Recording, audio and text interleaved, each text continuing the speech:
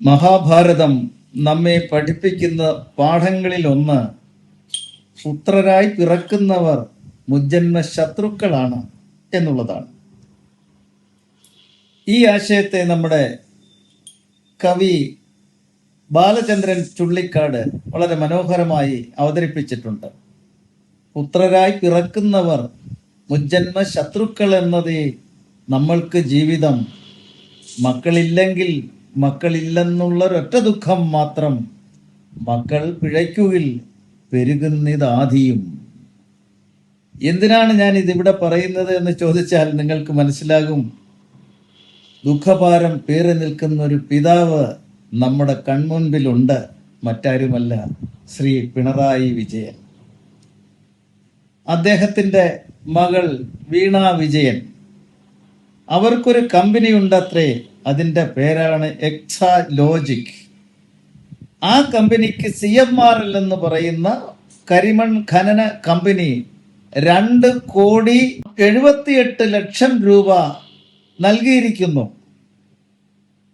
എന്തിനാണ് എന്നുള്ളത് എല്ലാവർക്കും അറിയാം. അത് ഈ CMRL എന്ന് പറയുന്ന കമ്പനിക്ക് ഗവൺമെന്റിന്റെ ഫേവറുകൾ വേണം.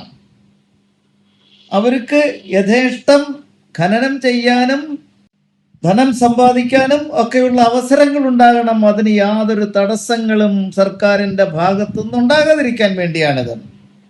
ശ്രീ പിണറായി വിജയന്റെ ഭരണം ഒരു ഒറ്റയാൻ ഭരണമായിരുന്നു എന്നുള്ളത് വസ്തുതയാണ്.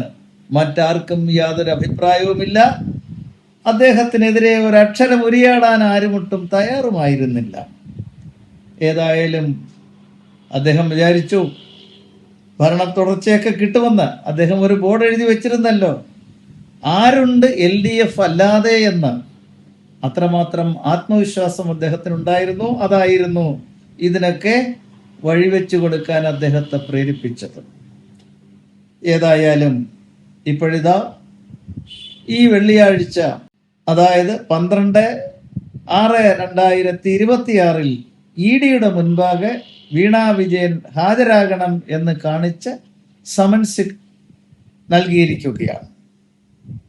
EDക്ക് അന്വേഷണം തുടരാം, വളരെ എഫക്റ്റീവായി നടത്താം എന്നുള്ള അഡ്വൈസ്, നിർദ്ദേശം ബഹുമാനപ്പെട്ട ഹൈക്കോടതിയിൽ നിന്ന് തന്നെ EDക്ക് ലഭിച്ചു എന്നുള്ളതാണ് ഈ കേസിൻ്റെ മറ്റൊരു പ്രത്യേകത. ഇനി ആരെയും ഭയക്കാതെ, ആരോടും ചോദിക്കാതെ EDക്ക് സുഗമമായി അന്വേഷണം നടത്താം. അതെവിടെ എത്തും എന്നുള്ളതിനെക്കുറിച്ച് ഇപ്പോൾ ഞാൻ അഭിപ്രായമൊന്നും പറയുന്നില്ല.